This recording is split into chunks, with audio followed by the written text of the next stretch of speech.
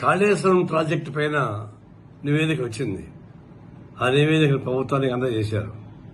దాని నుంచి వార్తలంతా బయటకు వస్తా ఉన్నాయి. ప్రభుత్వం కూడా అధికారికంగా ప్రకటించింది. దీని ఏ మూలం చూసినా కూడా దానిలో అవినీతి జరగలేదని చెప్పడానికి వీల్లేదు. అవినీతి జరిగిన మాట వాస్తవమే.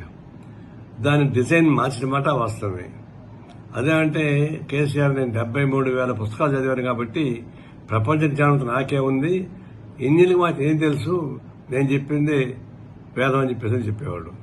ఆయనే డిజైన్ చేసినట్టుగా ఒక రాజకీయ రూపకల్పన చేశాడు తప్ప సాంకేతికమైన రూపకల్పన చేయలేదు. అందువల్ల ఒక డిబేట్ అయిన తర్వాత అనేక అవకరాలకు అవకాశం వచ్చింది.